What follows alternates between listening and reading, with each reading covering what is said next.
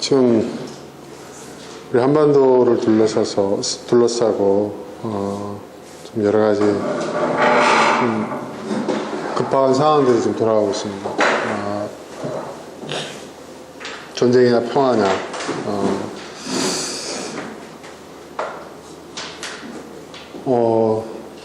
국내에서도 보면 뭐 전쟁 불사도 얘기하는 사람들이 있는가 하면 전쟁은 어떤 형태로든지 우리가 막아야 한다 이야기를 하는 사람도 있습니다. 근데 참 희한한 것은 말이에요, 전쟁을 경험한 세대들이 전쟁을 주장해요. 우리나라는. 그쵸? 이상하지 않습니까? 그죠? 보통 전쟁을 경험한 세대들은 어떠한 경우에도 전쟁을 막아야 된다, 평화를 향해서 가야 된다, 이렇게 얘기를 해야 되는데, 우리나라는 거꾸로 돼 있어요. 전쟁을 경험하지 못한 세대들이 반전 운동을 하고 평화를 위해서 전쟁을 반대하죠. 근데 전쟁을 경험한 세대들이 오히려 전쟁을 조장하는 그런 사회적 어떤 여론들을 주도하고 있어요. 그러니까 외국 사람들이 볼 때 우리나라는 참 이해하기 힘든 부분, 이 몇 가지가 있는데 그 중에 대표적인 거 하나가 바로 그런 내용들이거든요. 전쟁이 얼마나 무서운 줄 알아? 전쟁 안 돼, 이렇게 당연히 얘기해야 할 세대들이 전쟁 불사론을 얘기하고 붕괴에 일어나라 뭐 이딴 소리나 하고, 쿠데타를 경험해서 그 쿠데타를 통해서 군사정권 아래서 고통받던 그 세대들이 지금 군대에 일어나라. 여러분 국방부 앞으로 지나가 보세요. 보면 그 태극기 부대들이 잔뜩 앉아가지고 군대에 일어나라, 쿠데타 일으키라 하고 매번 집회를 합니다. 여러분 아십니까? 좀 희한한 이게 왜 그럴까? 저는 그게 다 결국은 무지의 소산이라고 생각합니다. 무지의 소산이라고 하면 뭐 우리가 무식하다고 하면서 그 세대들은 기분 나빠할지 모르겠지만 사실이거든요. 전쟁의 원인이 무엇인지를 모르기 때문에. 그죠? 그럼 여러분 전쟁 나잖아요? 그 누가 죽는 겁니까? 노인 세대들은 살만큼 사셨잖아요, 사실은. 뭐 이런 얘기하면 욕할지는 모르겠지만 맞아요. 젊은 세대들이, 자기 자식 세대들이, 손주 세대들이 다 죽는 거 아니에요? 누가 나가서 싸웁니까? 총 들고. 그죠? 우리는 살 만큼 살았으니까 전쟁이 나든 말든 상관없다. 엄청난 이기주의죠. 우리나라의 가장 큰 문제는 뭐냐면 이 세대 이기주의가 너무 급하다, 너무 극단적이라는 거예요. 그게 정말 문제입니다. 근데 우리나라가 참 안타까운 게 뭐냐면, 여러분 전 세계 인구의 70%가 30대 이하입니다. 아세요? 근데 우리나라는요 반대잖아요. 그죠? 30대 이하의 인구가 전체 인구의 30%밖에 안 돼요, 지금 우리가. 이제 2030년대가 되면요, 젊은 사람 한 사람이 노년생 5명을 부양해야 하는 시대가 옵니다. 여러분의 자식들이 그걸 부양해야 돼요. 한번 생각해 보세요. 뭐 국민연금이든 뭐든 여러분의 자식 세대들이, 우리 자식 세대들이, 우리도 아니에요. 우리 윗세대들을 5명을 부양해야 하는 시대가 온다니까. 그럼 이걸 누가 해결해야 됩니까? 이 문제를. 이 다음 세대에 그 엄청난 무거운 짐을 넘겨주는데 누가 이걸 해결해야 돼요? 여러분, 그 세대에 해결할 거가 없습니까? 우리가 해결해야 돼요. 우리가 해결해야 우리 자식 세대가 살 수가 있어요. 이걸 굉장히 심각하게 봐야 됩니다, 여러분. 이게 저희들에게 주어진 시대적 과제라고 좀 생각을 해요. 오늘 전쟁에 대한 주제를 하려고 해요. 뭐 미국에서도 그렇고 뭐 서방 선진국들, 그리고 우리나라 보수층에서 이제 늘 얘기하는 게 정당한 전쟁이 있다, 이런 얘기를 합니다. 그럼 과연 정당한 전쟁이라는 게 있을까요? 또 기독교 복음주의에서도 마치 정당한 전쟁이 있는 것처럼 얘기를 해요. 그럼 뭐 주로 구약 성경을 인용을 하죠. 구약 성경에 나와 있는 많은 전쟁 이야기들. 구약 성경에서 그나마 정당화됐다고 얘기할 수 있는 가나안 전쟁도 사실은 그걸 과연 우리가 지금 생각하고 있는 오늘날의 전쟁의 그 규정으로 봐야 되느냐. 놓고 여러 가지 이야기들이 있죠. 근데 우리는 완성된 계시를 갖고 있잖아요. 그 완성된 계시가 뭐죠, 여러분? 신약 성경이에요. 신약 성경에서는 평화를 구하는 자가 복이 있다. 그들이 하나님의 아들이라고 일컬음을 받을 것이다. 오늘 본문에 나왔지만은 원수를 사랑하라고 얘기를 해요. 그죠? 원수를 위해서 기도하라고 얘기해요. 그죠? 신약 성경에서 예수님은 분명하게 반전, 평화를 말씀하고 계세요. 주는 평화라는 우리 찬양도 있잖아요. 그래서 이 전쟁에 대한 이야기를 오늘 좀 해보려고 합니다. 왜냐하면 요즘 아주 쉽게 얘기하는 사람들이 많아요. 전쟁에 대해서. 우리도 핵무장하자. 미국이 북한을 전쟁을 일으켜가지고 북한 정권을 무너뜨려서 아예. 근데 그런 이야기들을 하는 사람들을 보면 저는 참 자신들이 얼마나 얼마나 큰 지금 범죄를 저지르고 있는지를 모르고 있는 것 같아요. 전쟁에 대한 이야기를 오늘 좀 해보겠습니다.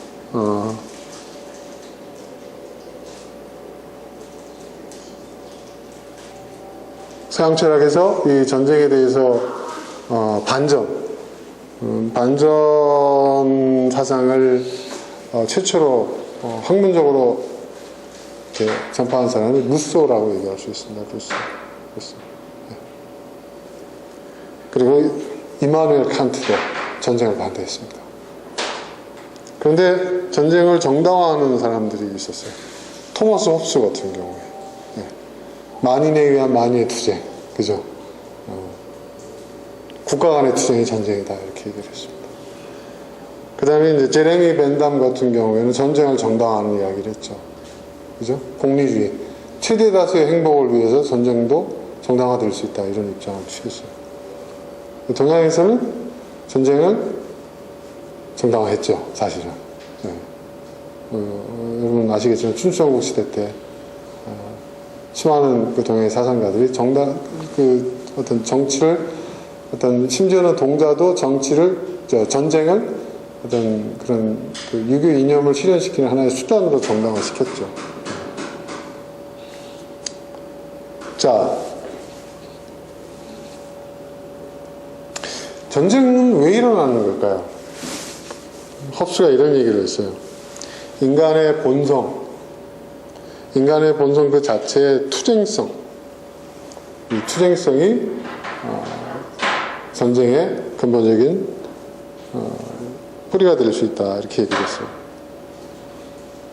그러니까 사회가 성립되기 전에, 문명사회가 성립되기 전에, 그 이전의 그 자연의 상태에서는 인간은 서로 싸우는 만인에 대한 투쟁 상태에 있다고, 이제 홉스가 그런 얘기를 했다고 했죠. 그렇죠? 네. 그러니까 인간은 애초부터 본성상 전쟁을 하는 것이 당연한 존재라는 거예요. 이게 홉스의 입장입니다. 좀 더 깊이 들어가면 자기 보존을 위한 정당한 싸움이다. 자기 보존. 자기를 보존하기 위해서 투쟁하는 수밖에 없고 그 투쟁은 결국은 자기 보존을 위한 정당한 싸움이 되는 것이다. 이렇게 얘기해요. 그러니까 인간은 태어나면서부터 자기의 생명과 생존권을 지키기 위한 자기 보존의 권리를 하늘로부터 태어나면서부터 갖고 태어났다. 이것이야말로 인간이 지닌 최고의 자연권이다. 이렇게 얘기를 합니다. 네.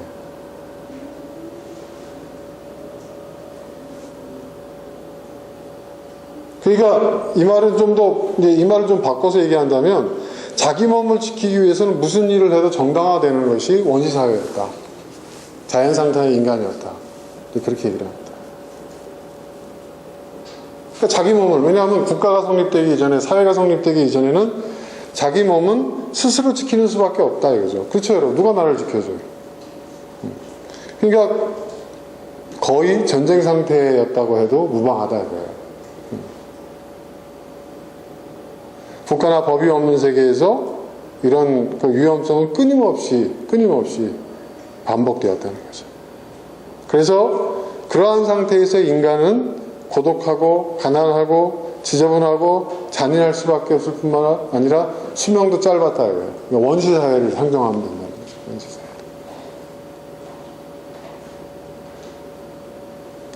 그러니까 개인의 싸움이 자기 보존의 방법이었던 것처럼 어떤 사회나 공동체나 또는 국가가 전쟁을 하게 되는 것도 결국은 그런 자기 보존권의 확대라는 거예요.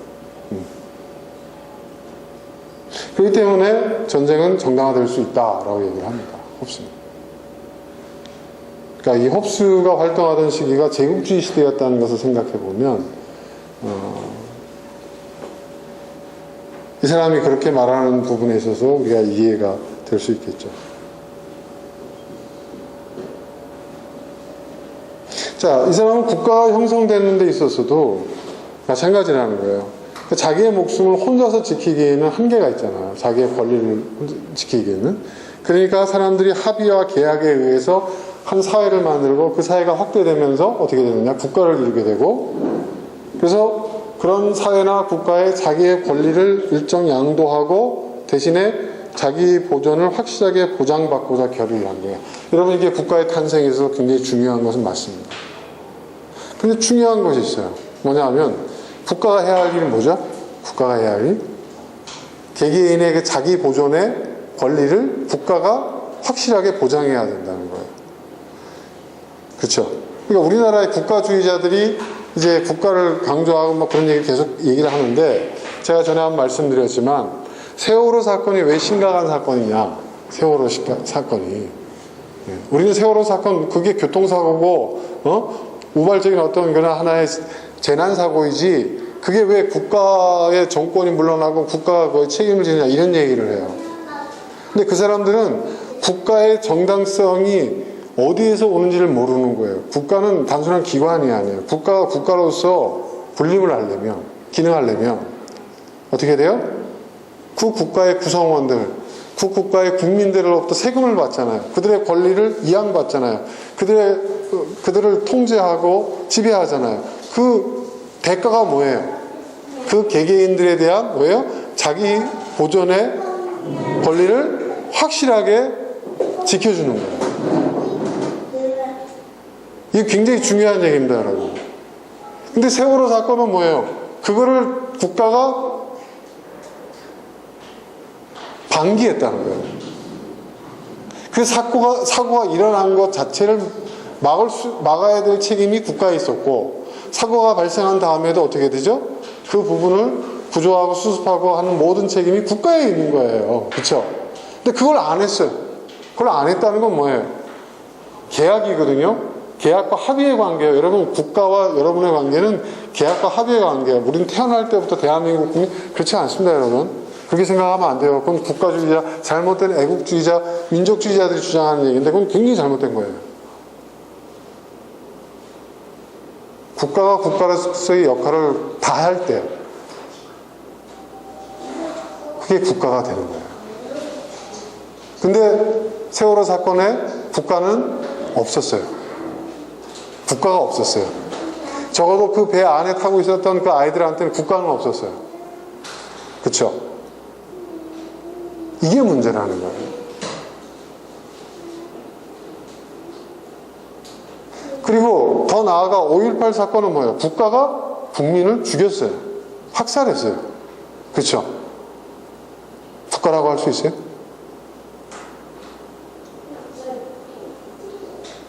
이게 굉장히 중요한 문제예요, 여러분. 국가란 무엇인가? 그러니까 홉스의 주장대로라면 뭐예요? 국가주의자들은 이 홉스를 떠받치는데, 그들이 떠받치는 이 홉스의 주장대로라면 그 사건들 속에서 국가는 없었다는 거죠. 국가가 국민을 대상으로 전쟁을 벌인 거죠.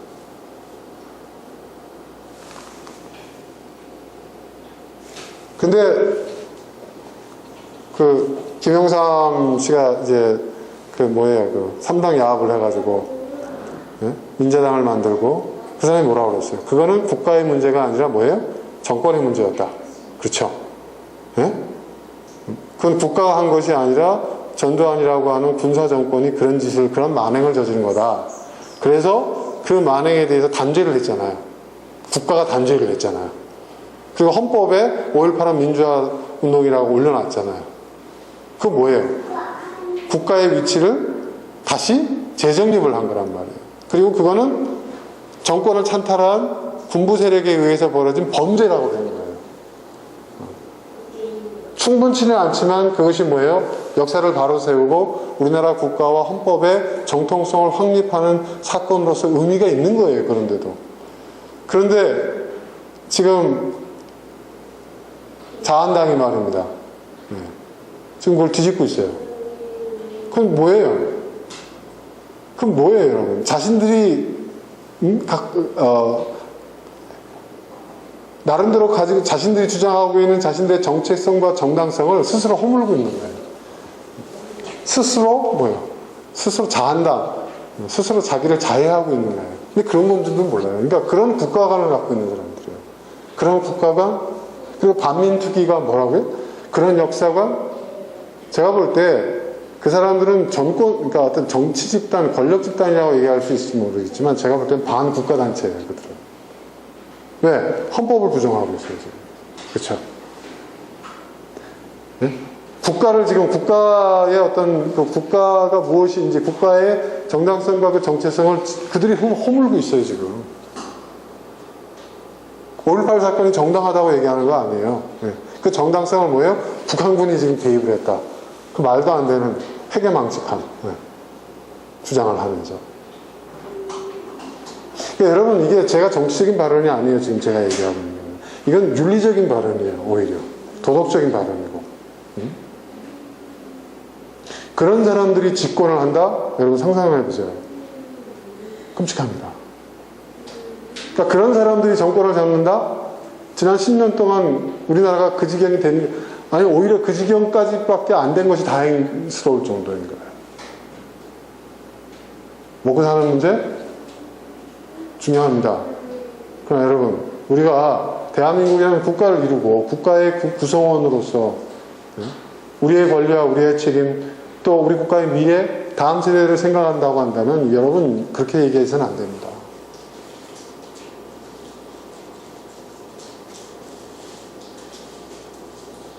그것은 마치 모세가 이스라엘 백성을 이끌고 가나안 땅에 들어갔을 때 그들이 얻고자 하는 것이, 그들이 찾고자 하는 그 자유의 그 의미를 그들은 몰랐던 거예요. 그러니까 노예했을 때 이렇게 힘들지 않았다, 이렇게 목마르지 않았다, 이렇게 배고프지 않았다, 노예의 신세일지언정 고기는 배부르게 먹었다, 이딴 소리를 하는 거예요. 근데 지금 보세요. 지금 이 세대들이 하는 이야기를 들어보세요, 여러분. 그러니까 그들은 광야에서 40년 동안 그 광야를 헤매야 했던, 그 세대들이 다 죽고서야 그 다음 세대, 광야에서 태어난 세대들이 가나안 땅에 들어갔던 거예요. 지금 우리나라의 문제도 저는 세대의 문제라고 저는 생각합니다. 굉장히 심각한 문제예요, 여러분. 엄청 심각한 문제입니다. 이 문제가 해결되지 않으면, 이 문제가 이 상태로 계속하게 되면 우리 다음 세대는 미래가 없어요. 그들은요, 다음 세대를 생각하는 사람들이 아니에요. 그들의 행동과 말을 들어보세요. 전쟁 나면 누가 가장 큰 희생을 치를 것 같습니까? 젊은 세대들입니다, 여러분. 그걸 하셔야 돼요. 그리고 전쟁 나고 난 그 이후의 삶을 누가 그 다음을 이어가야 합니까? 그 책임과 그 대가를 치러야 합니다. 젊은 세대들이에요.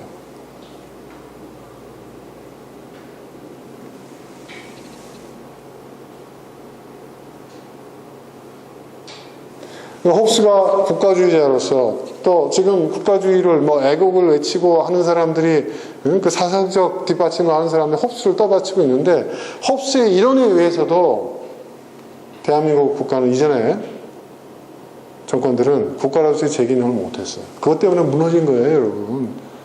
그래서 세월호 사건이 중요하고 5.18 사건이 중요한 거예요. 그들은 국가로서의 제 역할을 못했어요. 국가를 경영할 때, 정권을 잡았을 때. 그런 사람들이 다시 정권을 잡는다는 건 있을 수 없는 일들이에요.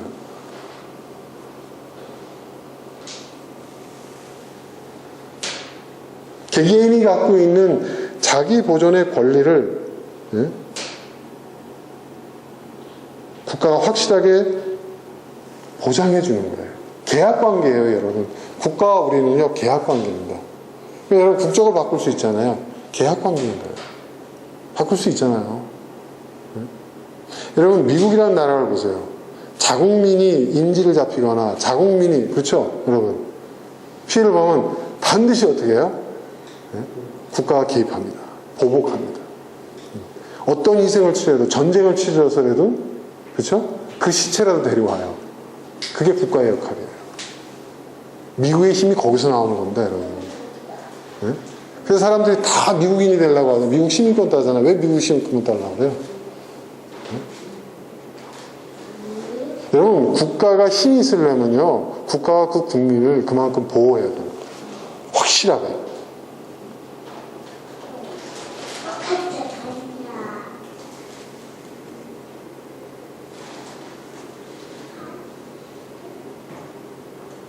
국가의 자신의 권리를 양도하고 자기 보존을 확실하게 국가로부터 보장받을 때 그런 계약관계가, 그러니까 계약을 지키지 않는데 왜 우리가 그 계약에 매여 있어야 되는 것이죠. 여러분, 우리가 자유인이라고 하잖아요. 자유인이라는 건 뭐예요? 누구도 빼앗을 수 없는, 난 태어날 때부터 자유를 갖고 있는 거예요. 근데 그 자유를 국가가 통제해요. 사회 질서를 위해서는 뭘 했어요. 근데 우리는 그것에 동의해요. 세금도 내요. 국가에 대한 의무도 다 하고 있어요. 국방의 의무도 하고, 납세의 의무도 다 하고 있어요. 그럼 국가는 뭐예요? 국민을 지키는, 국민의 자기 보존의 그 권리를 확실하게 보장해 지켜줘야 된다는 거예요. 그걸 다 하지 못할 때 어떻게 되는 거예요? 국가는 국가가 아니라는 거예요.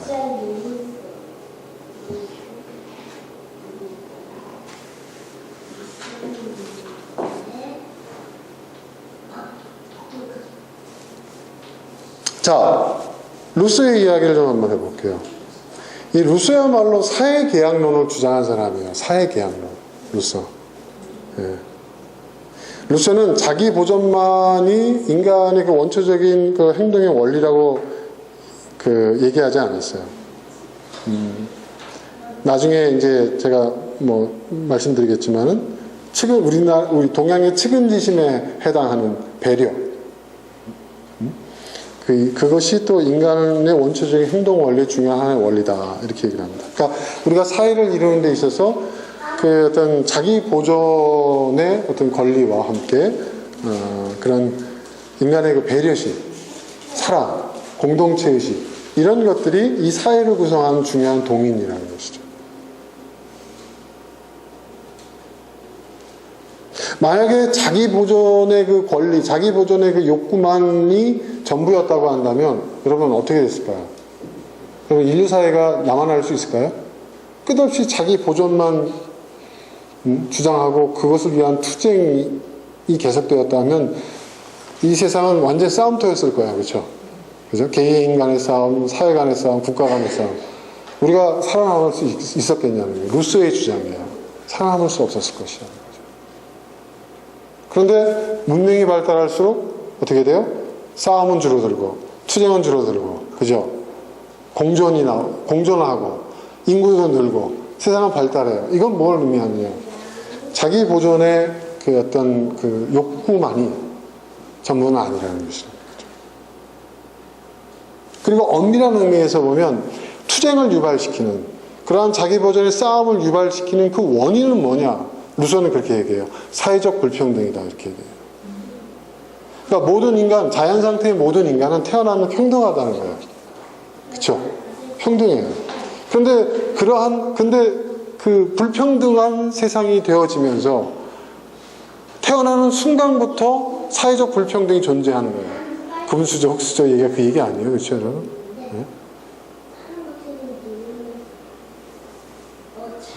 그리고 이 사회적 불평등이 경쟁과 투쟁과 전쟁을 야기시킨다는 거죠.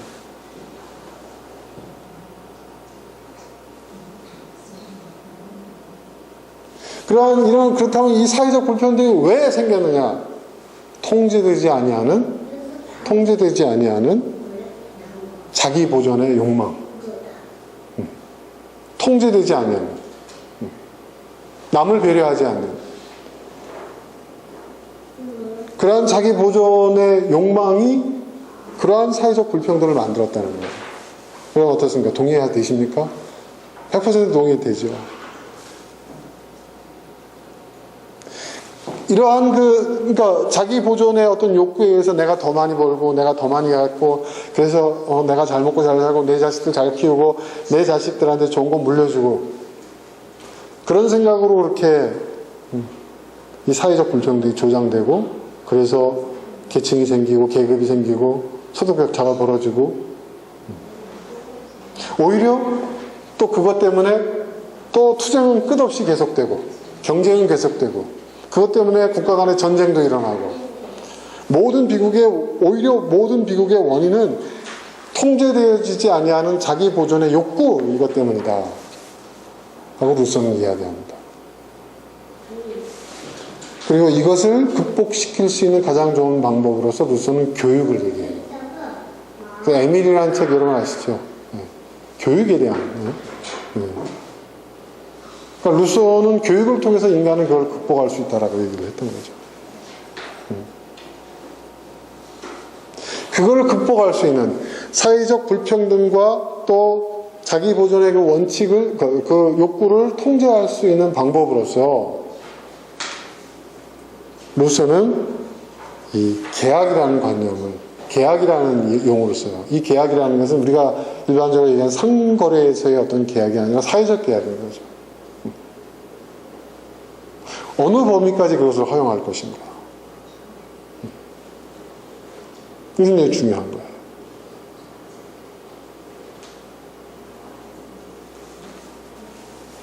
그리고 사회가, 공동체가, 그리고 국가가 그 계약에 뭐예요?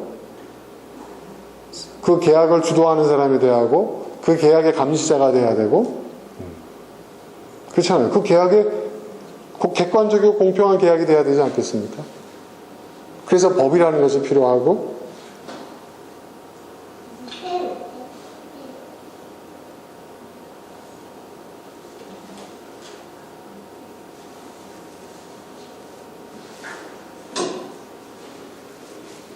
그러니까 어떤 의미에서 보면 자연 상태에서의 인간에게는요, 여러분 종속관계가 존재하지 않아요.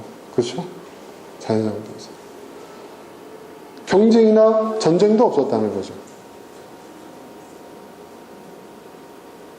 그러면 반대로 지금 인간 사회가 이러한 그 사회적 불평등 속에서도 그나마 존재할 수 있었던 이유가 뭘까?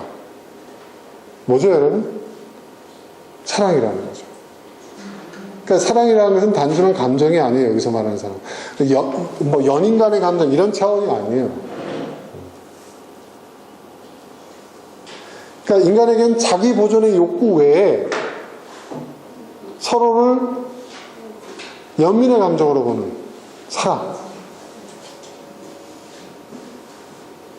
그러니까 자기만 생각하는 게 아니라 타자를 배려하는 그러한 마음.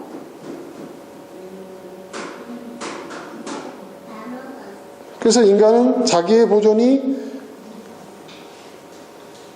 타자의 희생을 불러일으키지 않는 범위에서의, 타자의 희생을 불러일으키지 않는 범위에서의 자기 보존의 욕구를 그걸 뭐라고 하죠? 그걸 양심이라고 하는 거예요. 그걸 양심. 그것은 선천적인 거다. 애들 보세요, 여러분.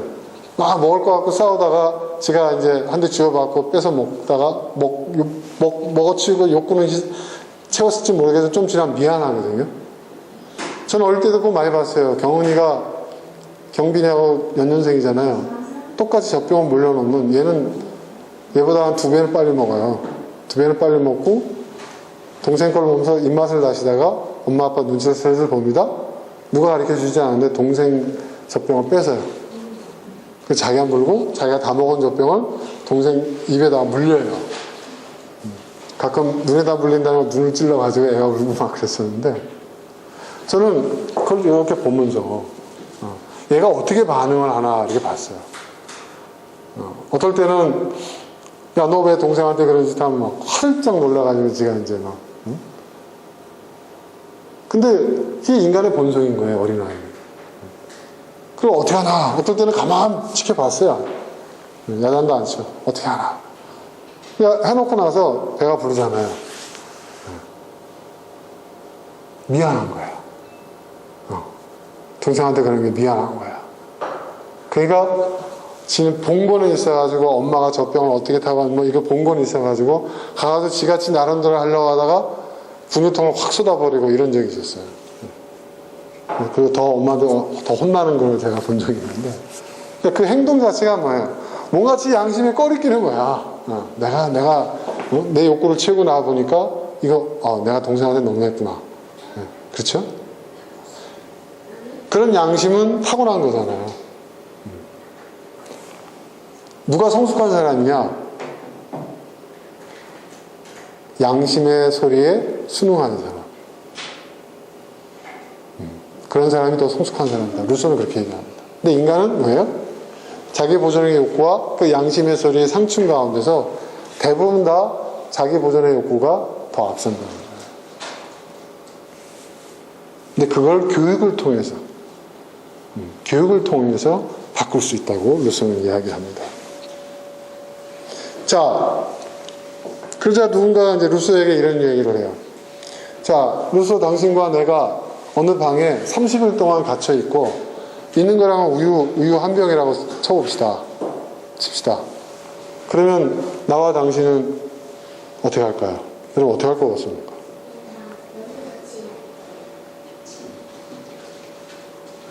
아마도 자기 보존의 본능에 따라서 서로 그 우유를 먹으려고 하는 그 치즈를 먹으려고 한 덩어리 치즈를 서로 빼앗는 투쟁 상태에 놓이게 될 것이다.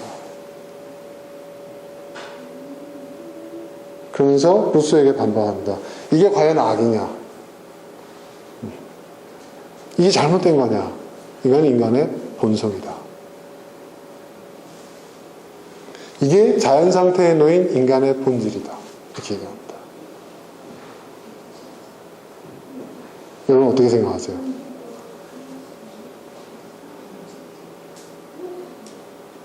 자, 여기에 대답을 한다. 루소는 왜 그걸 가지고 싸우느냐, 투쟁을 하느냐, 서로 나눠서 함께 공존의 길로 가면 되지 않겠느냐.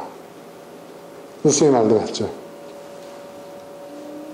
그러니까 내가 배고픈 만큼 저 사람도 배고프니까 인간이 그런 마음이 있잖아요. 그러니 우리가 서로 이걸 가지고 싸우지 말고 나눕시다. 서로. 그래서 우리가 같이 배고픈 상태라도 생존합시다. 이걸 선택하는 것이 인간이고 그것이 인간의 문명사회를 이룬 원동력이다 라고 얘기를 하는 거예요. 루소의 말 맞죠? 이것은 상호 배려의 상태. 여러분, 루소가 말하는 사랑이라는 것은 바로 상호 배려의 상태예요. 상호 배려의 상태. 인간은 그러한 합의를 이룰 수 있는 능력이 있다는 거예요. 그래서 인간이 본능에 따라 움직이는 다른 동물과 달리 이러한 문명사회를 이룰 수 있었던 것이다. 루소의 말도 맞죠.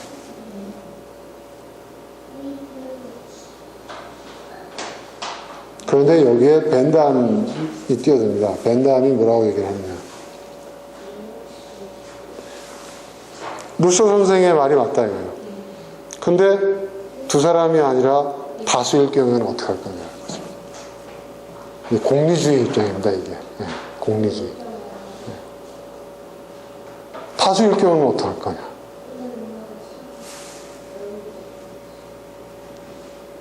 두 사람일 경우에는 그 치즈 한 조각, 한 덩어리 나눠 먹는 게 가능할지 모르겠지만 100명, 1000명인 경우에는 어떻게 할 거냐.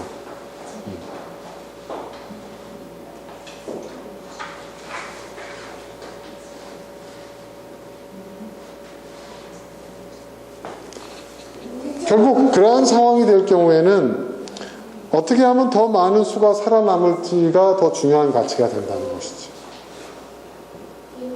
다수가 살아남을 수 있을지, 다수가 살아남기 위해서 소수의 희생을 피할 수 없을 때가 발생하게 된다는 거예요. 공리주의의 최대 다수의 최대 행복의 논리가 여기서 적용이 되는 거죠. 그러한 입장에서 본다면 최대 다수의 최대 행복을 위해서는 투쟁과 전쟁은 용인될 수밖에 없다라고 벤담이 얘기를 합니다. 여러분, 벤담이 민주주의일까요? 전체주의일까요? 잘 생각해 보세요. 최대 다수의 최대 행복. 우리가 놓치고 있는 게 있어요, 여러분. 민주주의가요. 민주주의의 형태를 띈 독재가 있어요. 가장 대표적인 북한이죠. 조선 인민주주의 공화국이라고 하지만 셋의 왕조잖아요. 그죠? 민주주의가 아니죠. 근데 민주주의 가운데서 여러분, 전체주의가 있어요. 네? 전체주의. 나치는 아니에요. 나치는. 전체주의. 독재자에 의한 전체주의가 아니라, 독재자에 의한 전체주의가 아니라 민주주의 형태를 띤 전체주의가 있다는 거죠. 다수는 항상 옳다라는 거예요. 네. 다수결로 모든 걸 다 해결하는 거예요. 다수가 항상 옳다. 이게 민주주의 형태를 띤 전체주의입니다. 그래서 소수의 희생은 다수의 최대 다수의 최대의 행복을 위해서 어쩔 수 없는 것이다. 그게 바로 민주주의 형태를 띤 전체주의라는 거예요. 근데 이게 더 무섭습니다, 여러분. 이게 더 무서워요. 이게 더 무서운 겁니다. 왜? 독재에 의한 전체주의는 그 독재자를 처단하면 되지만, 그 독재가 무너지면 끝나지만, 이 민주주의에 의한 전체주의는요, 쉽게 무너지지가 않거든요. 네? 그렇습니다. 요즘 이탈리아가 그렇게 가고 있고요. 그러니까 여러분, 우경화되고 있는 대부분의 나라들이 민주주의 형태를 띈 전체주의로 가고 있습니다, 지금. 사실 그렇습니다.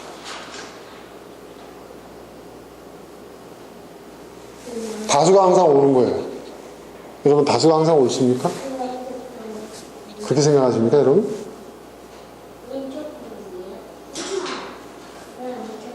아닙니다. 최대 다수의 최대 행복을 위해서 소수의 희생을 정당화하는 사회는요, 여러분 정말 무서운 사회입니다. 내가 다수에 있을 때, 다수에 속할 때는 안전할지 모르겠지만, 어느 순간 내가 소수에 속하는 순간 어떻게 돼요? 과거에 유럽에서요, 여러분, 이 장애인들, 그죠? 장애인들이 유전병이라고 그래가지고 어떻게 했죠? 그 독일 낫지만 한 게 아니에요, 사실은. 유럽 전체에서 했던 짓이에요. 다 불임 시술을 했잖아요, 그죠? 네.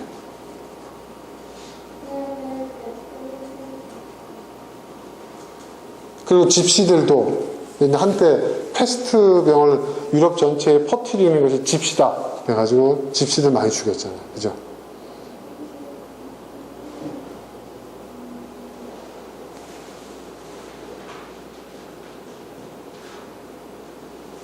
다수에 의해서 최대 다수의 최대 행복을 저해하는 소수로 지목되는 순간 어떻게 돼요?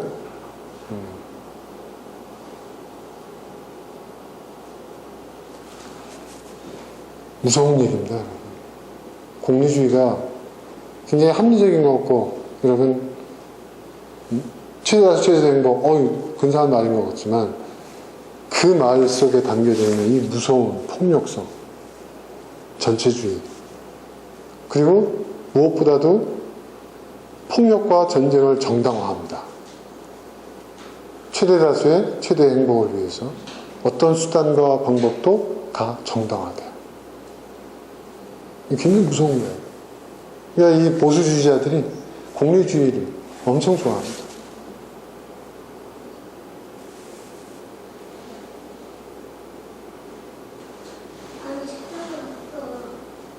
근데 저는 그런 상황을 얘기하고 싶어요. 아까 그 방 안에 치즈가 한 조각 있잖아요. 치즈가 한 조각 있고, 그것을 두 사람이 있다고 한다면 그런 합의를 통해서 뭐 해결할 수 있을지 모르겠지만은, 벤담이 얘기한 것처럼 100명, 1000명일 경우에 어떻게 그걸 통해서 해결될 수 있겠느냐. 저는 그렇게 생각합니다. 만약 제가 그 시대를 살았으면 이렇게 반론했을 것 같아요. 수백, 수천 명이 있는 방에 치즈 한 덩어리를 던져준 그 자체가 잘못된 거다. 제가 무슨 말 얘기하는지 아시겠습니까, 여러분? 그렇죠, 여러분. 그럼 나머지 그 사람들의 목에 치즈는 어디로 가느냐? 분배의 문제죠. 그죠? 마르크스가 지적한 게 바로 그거예요. 마르크스가 주장한 게 바로 그러한 관점인 거예요. 어차피 턱도 없는 그 치즈 한 덩어리를 가지고 수백 명이 먹고 수천 명이 먹으라고 나머지 치즈는 어디 가는데? 분배의 정의. 이거를 주장한 게 마르크스예요. 그러니까 여러분, 마르크스가 우리가 공산주의자, 사회주의자에서 막 우리나라 사회에서 폄하하는데요. 그렇지 않아요. 이 분배의 문제가 얼마나 중요한 사회적 문제인가를 우리 인류 사회를 지탱하고 또 우리 개개인의 그 종족 보존의 그 자기 보존의 그 권리를 보호하고 그것을 수행하는 데 있어서 굉장히 중요한 관점을 던진 거예요. 그전까지는 다 귀족들이, 왕이, 그렇죠? 특권 세력들이, 자본가들이 다 독식했거든요. 이 빵 한 덩어리 갖고, 이 치즈 한 덩어리 갖고 니네 먹고 살아. 그럼 여기서 엄청난 투쟁이 벌어지잖아요. 그러니까 그 투쟁을 뭐라고요? 계급투쟁. 우리의 몫을 독식하고 있는 저 위에, 여기는 한 덩어리 있지만 저 위에는 99개가 있거든요. 그거 공평하게 나눠 먹자. 그게 계급투쟁이에요. 이해할 수 있습니까, 여러분? 그러니까 마르크스의 그 방법, 그러니까 마르크스도 결국 그 계급투쟁의 수단으로서의 투쟁과 전쟁을 정당화했지만 저희는 그것에 동의할 수 없어요. 저도. 네. 왜냐하면 결국 여러분 투쟁과 전쟁을 통해서 문제를 해결하려고 하면 결국 누가 이겨요? 누가 이겨요, 여러분? 힘센 사람이 이기게 돼 있어요. 그죠? 강대국이 이기게 돼 있다고요. 그건 힘의 논리라는 거예요. 네? 억울하니까 한번 해봐! 그렇게 얘기할 수는 있지만 해봐야 결국 어떻게 됩니까? 힘센 사람이 이겨요. 그렇지 않습니까? 네? 여러분, 북한이 미국에다가 뭐 대륙간 탈륙탄을 스위치를 누르는 순간 어떻게 돼요? 북한은 지도에서 사라져요. 그거 모르는 사람이 있어요, 여러분? 누가 더 잘 알아요? 김정은 자신이 더 잘 알아요. 그죠? 미국이 언제든지 마음만 먹으면 북한이라는 나라를 지도상에서 지워버릴 수 있기 때문에 자기를 보호하기 위한 최소한의 수단으로 나 죽더라도 혼자 죽지는 않을 거야 하고 만든 게 핵이잖아요. 그거 모르는 사람이 있어요. 다 알지 않습니까? 그런 북이 핵을 먼저 써요?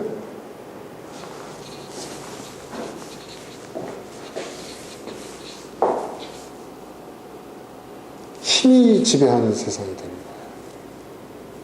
이미 그렇게 됐죠. 그래서 우리는 전쟁을 반대해야 되는 거예요.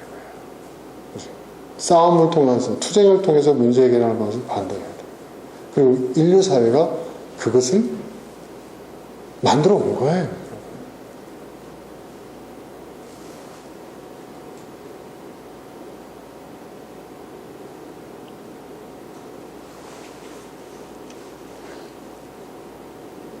그래서 이 벤담이라는 것은요, 이게 있어요. 벤담의 공리주의는요, 여러분, 쾌락계산이라는 게 있어요. 이 쾌락계산이라는 것이 우리가 개인적인 쾌락, 그런 걸 얘기하는 게 아니에요. 그러니까 최대 다수의 최대 행복을 계산하는 거예요.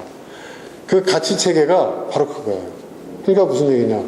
군사독재 정권에 의하면 광주의 시민, 광주시 하나만 평정해버리면 대한민국 전체를 통제하고 대한민국의 권력을 군부가 장악하는데 문제가 없을 것 같아. 야, 밀어버려. 그들의 주장이 뭐예요? 제가 말씀드린 공리주의. 나름 공리주의의 자기들 관점에서의 주장이긴 하지만 그런 논리가 있었다는 거죠.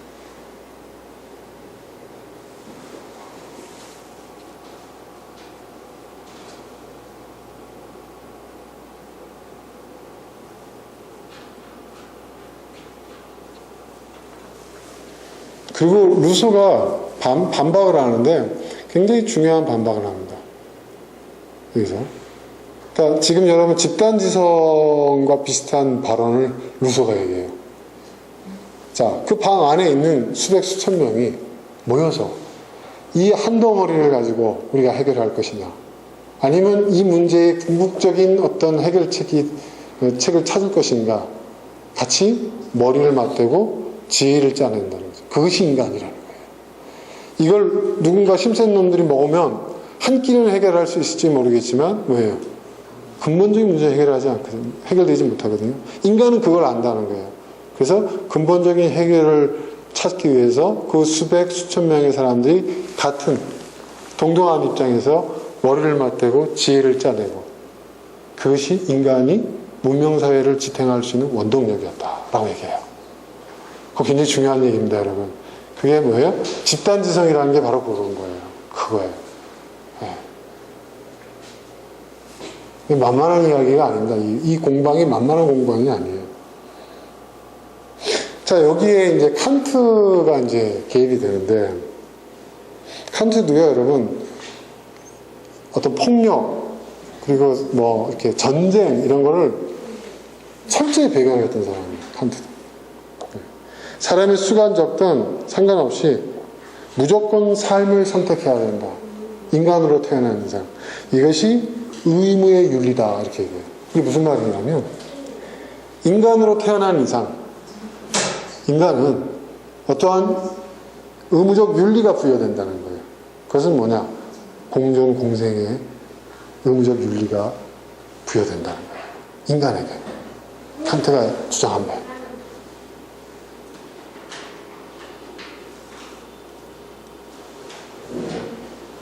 그러니까 인간이 이성적 존재라고 한다면 이성에 의해서 도출되는 보편적이고 궁극적인 도덕이 있다고 생각한다.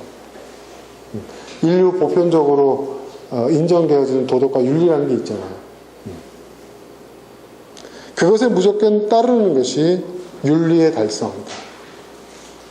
윤리의 의무이다. 윤리적 의무이다. 인간이 갖고 있는.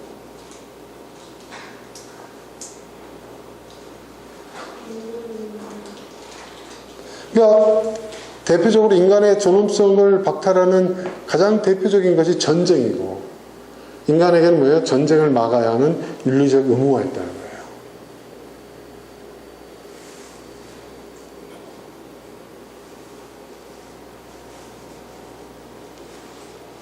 그 어떤 이유도 여기에 갖다 붙일 수가 없다. 그렇게 얘기를 하는 거죠.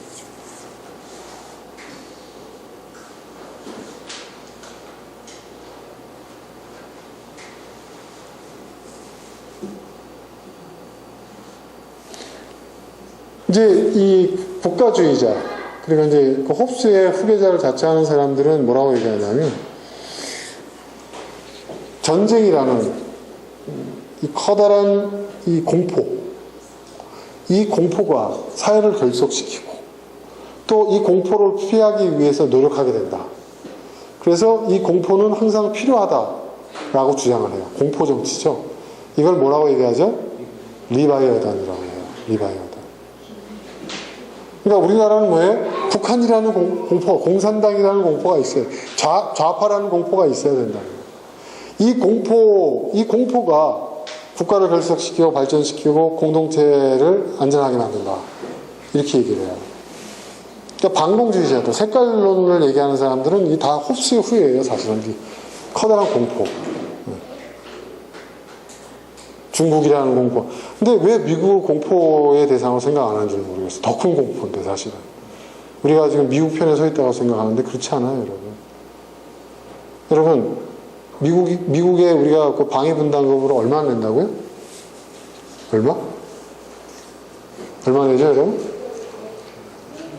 네? 한번 찾아봐요. 네? 그 비용이 여러분요, 네? 1조가 넘죠, 지금, 우리가. 근데 그걸 올리겠다고 하고 있잖아요. 1조가 넘어요, 1조가. 여러분, 우리나라 한 해 국방비가 얼마인지 아세요?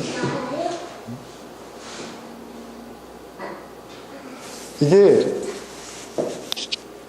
매년 나가는 돈이에요. 그죠? 매년 나가는 돈.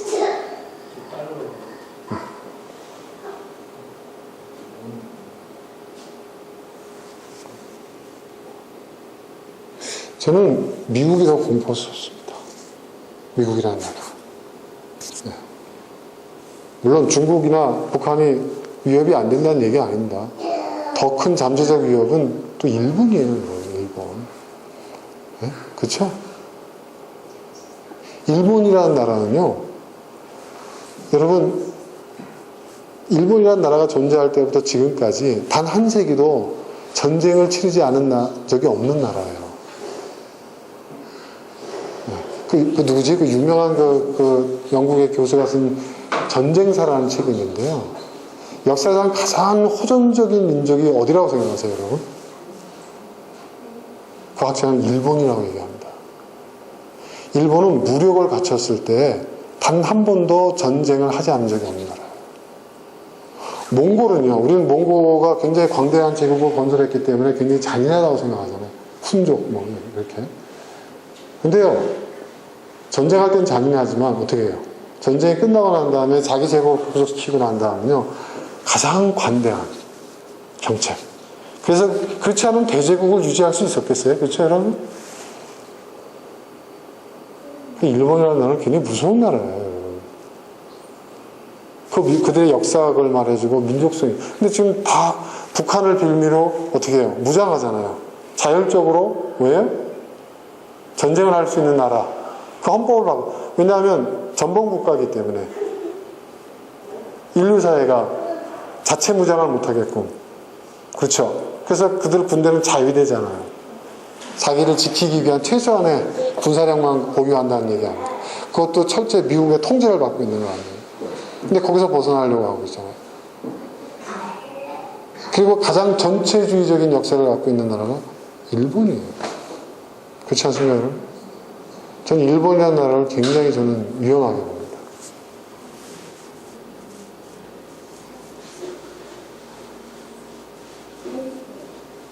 자, 이런 공포를 조장해요. 야, 응? 김일성이가, 김정일이가, 북한이, 중국이, 그 뭔가 어떤 공포를 조장을 해요. 그 공포를 통해서 그 사회의 구성원들을 통제하려고 해요. 홉스는 이것이 정당한 것이고 그래야 된다고 얘기를 했어요.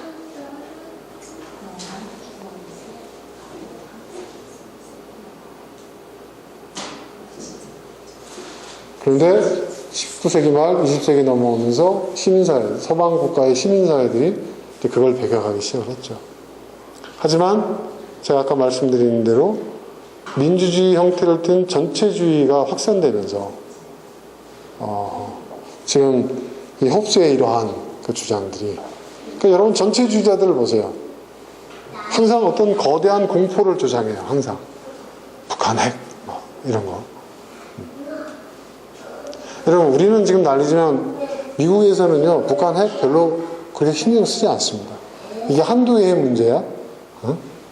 관심이 별로 없어요. 솔직한 말로 그렇습니다. 당사자인 우리나라 지금 호들갑을 떨고 있는 것이죠.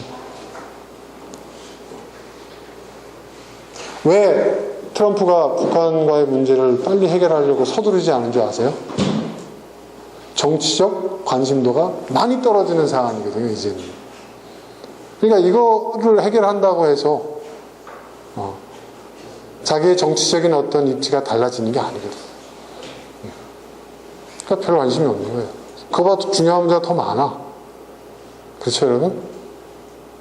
여러분, 트럼프가 재선될까요, 안 될까요? 여러분, 어떻게 생각하십니까?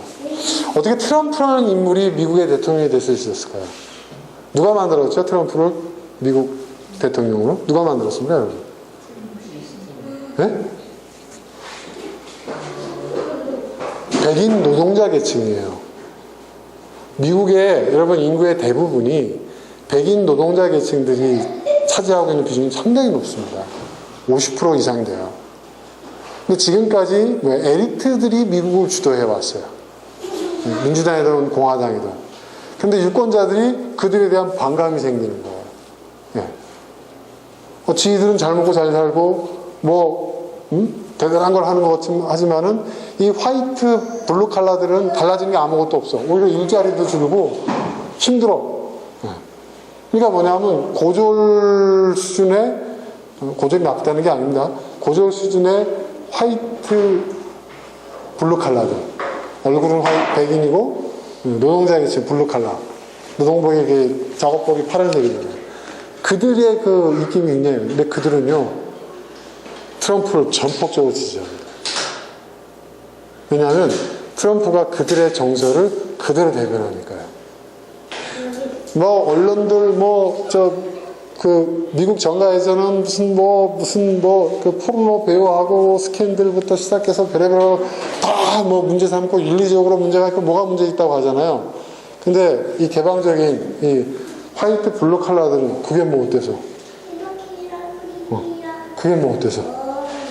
그건 중요하지가 않아. 우리 목소리를 대변하는 사람은 트럼프야. 이렇게 얘기를 한다. 실제로 트럼프의 정책이 그 계층들이 원하는 정책들을 많이 지금 실현하고 있거든요. 그러니까 여러분 장벽 짓는 것도요, 트럼프 개인의 주장이 아니에요. 그게. 왜냐하면 이 히스패닉들이 넘어와가지고 이 화이트 블루 칼라들의 그 일자리를 많이 뺏는다고, 싼 노동력으로 뺏는다고 생각하기 때문에 장벽을 치자고 오래전부터 그들은 주장해 왔어요. 그거를 트럼프가 정책적으로 딱 선택하는 거예요. 그게 예산이 얼마가 들고 얼마나 바보스러운지 트럼프가 모를 것 같습니까? 자기를 지지하는 계층들이 원하는 것이기 때문에 하는 거예요. 확실하게. 그래서 저는요 트럼프가 재선된다고 봅니다. 전 그렇게 봅니다. 심각하죠 여러분. 우리 입장에서는 큰일 났죠 지금. 네? 네? 아니 물론이죠. 제가 얘기했잖아요. 미국은 어느 정당이 해도 국익에 의해서 움직이지 우리나라를 위해서 없어요. 그런 건 없어요. 여러분 북한과 전쟁을 하려고 결심했던 역대 정권이 민주당이에요. 빌 클린턴이 쓸어버리려고 한 거 김영삼이 막았잖아요. 김영삼 대통령. 그죠? 네. 베트남전도 민주당이 한 거예요. 민주당이 여러분 얼마나 호전적인 줄 아십니까? 미국의 민주당은 여러분 굉장히 호전적이에요. 오바마 때도 마찬가지예요.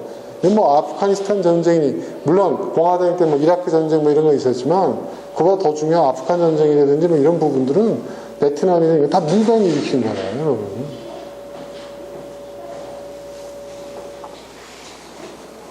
그러니까 참 우리는 암담합니다, 진짜. 네? 암담해요, 진짜. 그러니까 이 미국이 새로운 공포예요, 제가 볼 때는.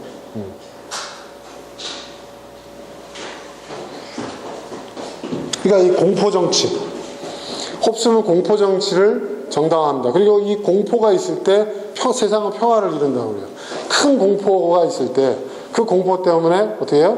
세상은 뭐예요? 합심해요. 그러니까 여러분 헐리우드 영화를 보세요. 외계인이 침공해요. 그죠? 그럼 막 뒤지고 벗고 싸우던 세계 각 나라의 정상들과 국민들과 민족들이 서로 화합을 해요. 네.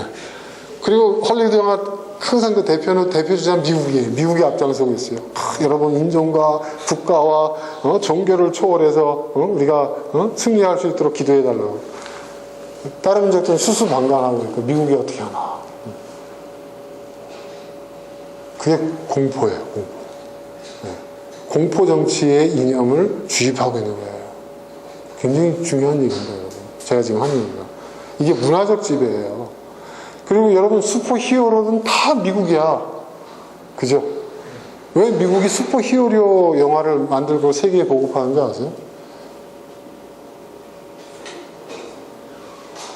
그 빌런들, 악당, 슈퍼 빌런들, 그 출연들을 계속 만들어내잖아요. 그거 뭘까요?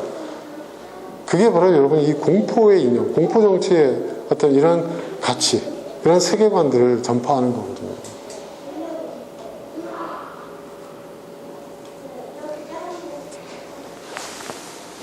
공포에 의한 평화, 이게 말이 되는 얘기입니까? 칸트도 말이 안 된다고 그랬어요.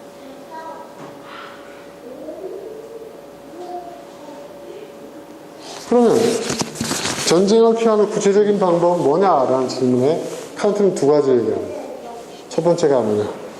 완벽한 쇄국 정책. 완벽한 쇄국 정책. 이게 무슨 말이냐면 쉽게 얘기해서 쿠바 같은 나라를 만드는 거예요. 네. 쿠바 같은 나라. 네. 우리나라도 한번 선택을 했었죠. 흥선대원군이 17세기 18세기 쇄국 정책. 사실 일본도 그 전에 메이지 유신 하기 전에 쇄국 정책 17세기 18세기 했었죠. 근데 쇄국 정책을 성공한 나라는 지금 쿠바밖에 없어요. 지금 현재. 근데 그게 쇄국 정책이 맞다라는 얘기가 아니라 평화를 이루기 위해서는 각 나라가 쇄국 정책에서 개별적인 자기 먹고 사는 문제나 모든 것을 그 나라 안에서 다 해결해 놓고, 그러니까 말하자면 독립적 개별 국가들이 되어지고 난 다음에 그렇게 되면 어때요? 서로 싸울 필요가 없어지는 거죠. 그렇죠. 네. 쇄국 정책. 근데 이것은 쉽지 않죠.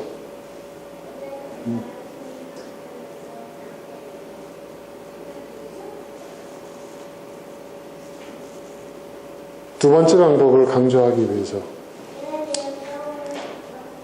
자, 쇄국 정책을 통해서 평화를 이루고, 서로 상대 안 하고 살면 평화를 이루겠죠. 근데 그건 불가능한 거예요, 사실은. 쿠바같이 예외적인, 근데 쿠바에 가서 살라고 하면 살 사람이 몇 명이 될지 모르겠어요.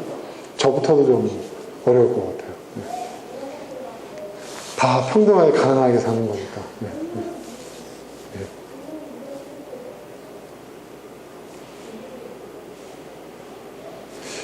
칸트가 얘기한 것은 전에 한 번 말씀을 드렸는데 뭐냐면 세계 국가를 이루는 거예요. 전 세계가 그냥 하나의 나라를 이뤄버리는 거예요. 네.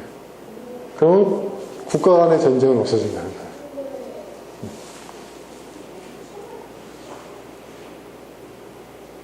모든 국가가 서로 무기를 버리고 하나의 국가 공동체를 만드는 굉장히 이상적이죠.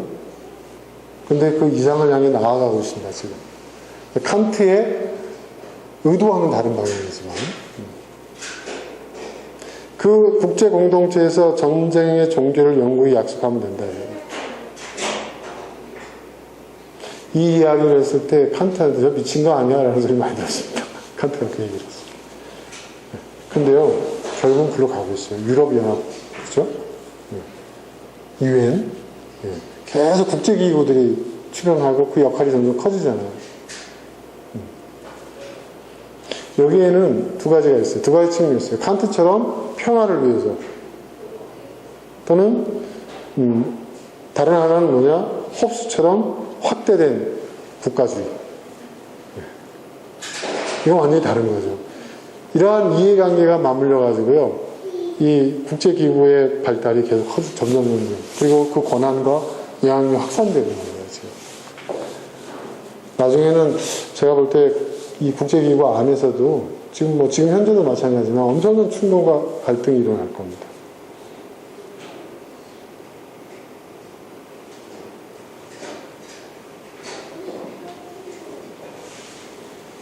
그러니까 이제 이런 얘기를 했을 때, 그러니까 이를 반대하는 사람들은 그런 국가를 초월한 국제 공동체와 같은 개념은 칸트가 말하는 것은 불가능하다. 그러나 홉스가 말한 그 국가를 확대시킨 형태의 그런 국제 공동체, 하나의 나라, 전 세계가 하나의 나라가 되는 것은 가능할 수도 있다. 이렇게 얘기를 합니다.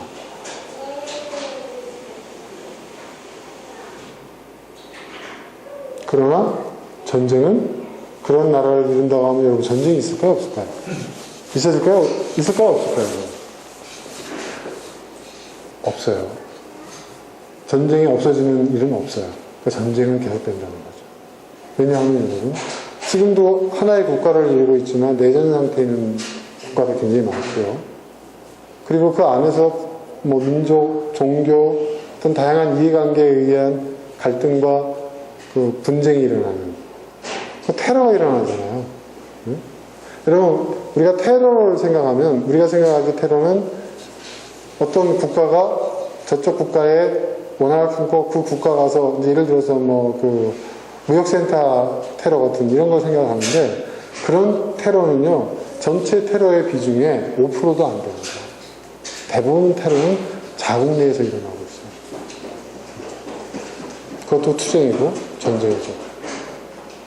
국가가 성립되면 전쟁이 없어진다? 투쟁이 없어진다? 아니죠. 더 큰 전쟁과 투쟁이라고 합니다. 그래서 마지막으로 제가 얘기할게요. 반국가주의가 있어요. 아나키스트. 네, 국가를 인정하지 않는 거. 그죠? 왜 인지 아세요? 국가가 없어지면 전쟁도 없어지고, 네? 그런 갈등도 줄어든다고 얘기를 합니다. 오히려 국가가 성립되고 그 국가가 확장되고 그 국가가 유지됨으로 인해서 더 많은 투쟁과 전쟁이 양산된다. 이렇게 얘기를 합니다. 가장 대표적인 게 뭔지 아세요, 여러분?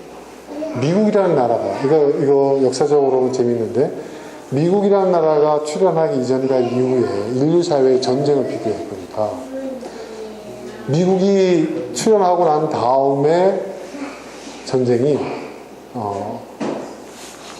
놀라지 마세요, 여러분. 미국이 출현하고 난 다음 이후의 전쟁이 미국이 탄생되기 이전의 전쟁보다 더 많아요.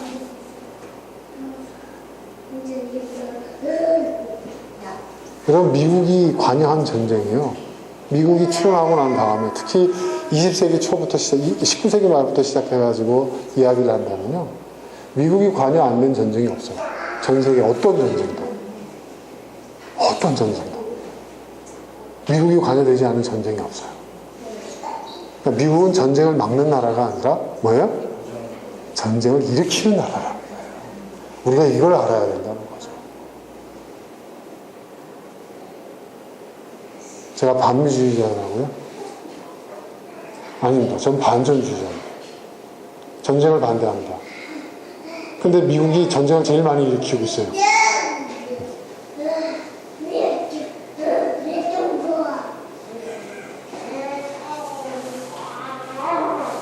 자, 정리해 볼게요.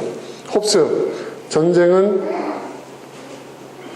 자연권, 다시 말해서 자기 보존에 근거함으로 용인될 수 있다. 벤담, 최대 다수의 최대 행복을 위해 전쟁은 피할 수 없을 뿐더러 전쟁이 적극 권장될 수도 있다. 최대 다수의 최대 행복을 일으키는 수단이 될 수 있다, 전쟁은. 어마어마한 이야기를 한 거죠.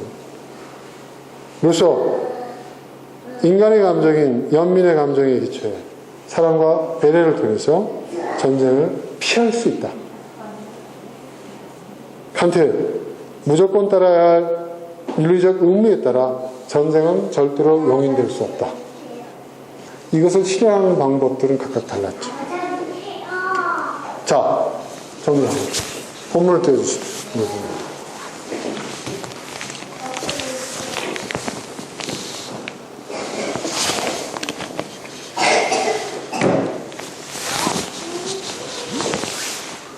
기독교는 뭘까요? 기독교는 예수의 정신에서 출발한 겁니다. 구약이 아닙니다, 여러분. 예수님은 구약을 폐하러 오신 분이에요. 그죠? 우리가 구약을 존중하는 이유는 완전한 계시를 기다리는 임시적인, 그죠? 제한된. 그래서 구약이잖아요. 옛날 약속이라고 하잖아요. 그죠? 예수님은 뭐예요? 신약, 새로운 약속. 완전한 계시, 계시의 완성이에요. 계시의 완성인 분이 이 말씀하셨어요. 우리는 평화주의자가 되어야 합니다. 자, 예수님이 부당한 모함으로 억울한 죽음, 십자가의 죽음을 당하기 직전에 그 제자들이 칼을 빼들고 예수를 잡으러 온 병사에 대응을 하려고 했어요. 베드로 같은 경우에는 말고라는 자의 귀를 쳐가지고 귀를 자르기도 했어요. 그때 예수님 뭐라고 하셨죠? 나를 따르는 무리여 일어나라 이러지 않았어요. 예수님 칼을 거두라고 했어요. 칼로 흥한 자 칼로 망한다고 했어요. 그죠? 칼로 흥한 자가 칼로 망한다는 그 말의 원조는 예수님이 하신 말씀이에요. 예수님 뭐라고 해주셨어요? 내가 12군단의 천군 천사를 불러와서 내가 이들을 다 이 로마라는 나라를 다 전체를 다 평정할 수 있어. 근데 그걸 할 수 없어서 내가 안 하는 게 아니다. 칼로 흥한 자는 칼로 망한다는 거지. 그리고 오히려 자기를 잡아러 온 사람들. 그죠? 그 예수님 십자가상에서도 뭐라고 했어요? 저들을 용서하소서. 간디의 무저항 비폭력 운동도 예수의 것이, 예수의 정신을 따온 거라 간디가 스스로 얘기하고 있어요. 우리는 뭐예요? 단호하게 모든 전쟁에 반대하는 거예요. 단호하게. 우리는 최대 다수의 행복을 우선적 가치로 주장하지 않습니다. 우리는 최대 다수의 행복을 위해서 희생당하고 고통받고 있는 소수의 입장에 서는 것이 우리 기독교의 정신입니다. 우리는 소자편에 서야 합니다. 그렇죠? 그렇죠. 그러면 자명하죠. 자, 사람들은 얘기합니다. 어떻게 원수를 사랑합니까? 그들은 악인인데, 그들은 우리를 박해하는데. 예수님 말씀하십니다. 하늘에 계신 너희 아버지의 아들이 되리니 하나님의 그 해를 악인과 선인에게 비추어 주시며 비를 의로운 자와 불의한 자에게 내려주십니다.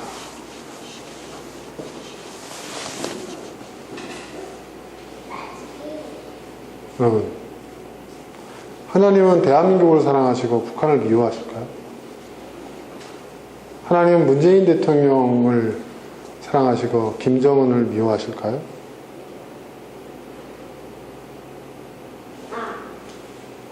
저는 하나님은 김정은을 사랑하신다고 생각합니다. 그가 회개하고 그가 선대에 지은 죄를, 그래서 북한 주민들을 좀 더 살기 좋은, 그들이 좀 더 편안한 세상을 맞이할 수 있도록 한 역할을 하기를 하나님 기대하신다고 생각합니다. 하나님 트럼프 사랑하실까요? 사랑하신다고 봅니다, 저는. 네. 독실한 친례교 신자인 지미 카터만 사랑하는 게 아니라. 네. 그 얘기입니다. 예수님 말씀이었어요. 이걸 부당하다고 생각하십니까, 여러분? 하나님! 선한 사람에게만 햇빛을 비춰주시고, 선한 사람에게만 빛을 내려주셔야지. 왜 악인에게도 똑같이.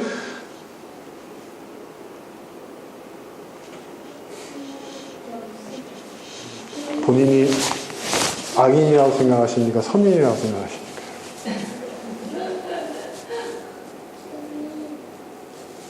저는 그렇게 생각합니다. 다 악인입니다. 다 악인입니다. 하나님의 기준에 보면 문재인 대통령도 악인이고 김정은도 악인이고 지미 카터도 악인이고 트럼프도 악인입니다. 그렇지 않아요? 야, 네가 좀 더 낫다 이렇게 생각하실까요?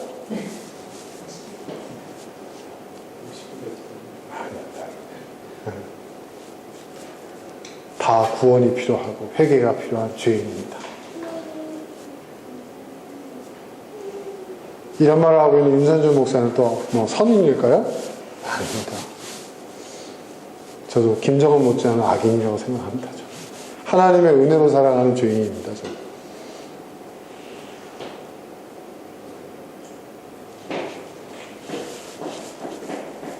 너희가 너희를 사랑하는 자를 사랑하면 무슨 상이 있으리요? 세리도 이같이 아니하느냐? 너희가 너희 형제에게만 무난하면 나보다 더한 것이 무엇이냐? 이방인들도 이같이 아니하느냐? 하늘에 계신 너희 아버지의 온전하신 것 같이 너희도 온전하다. 그러니까 여러분, 전쟁에 있어서 정당화될 수 있는 전쟁은 없습니다. 우리는 전쟁을 막아야 합니다. 전쟁을 막을 수 있다면 여러분, 전쟁을 일으키는 것보다 더 가치 있고 더 의미 있고 비교할 수 없을 정도로 위대한 겁니다. 우리는 전쟁을 막기 위해서 노력해야 합니다. 그렇죠? 국가의 자존심, 경제적 이해득실, 전쟁 나면 다 사라집니다, 여러분. 전쟁 나면 다 없어질 가치들입니다. 그렇죠, 여러분? 근데 그걸 막을 수 있다면 조금 자존심 상하면 어떻습니까? 조금 손해보는 거 어떻으면 어떻습니까?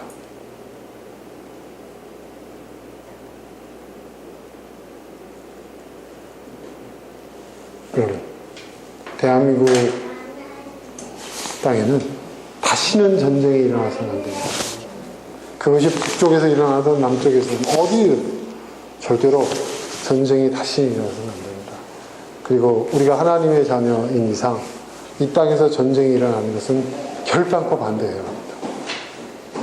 우리는 반전 세력들입니다. 전쟁을 반대합니다. 동의하시면 여러분 아멘 해주십시오. 우리 다음 세대를 위해서 다시는 이 땅에서 전쟁이 일어나서는 안 됩니다. 자신들의 이해관계를 가지고 위험한 전쟁 노름을 하고 있는 사람들이 있습니다. 이건 북한도 포함해서입니다. 절대로 그들의 위험한 장난과 노름에 이 땅의 평화가, 다음 세대의 평화가 담보되어서는 안 됩니다. 끝까지 우리는 반전. 그것이 예수의 길을 걷는 우리들이 해야 할 몫이라고 생각합니다. 자, 오늘 여기까지 하겠습니다. 오늘 하는 말씀 생각하면서 함께 이 땅의 평화를 위해서, 전쟁이 다시 일어나지 않기 위해서 여러분이 기도하시기 바랍니다. 함께 간절한 마음으로 기도하겠습니다.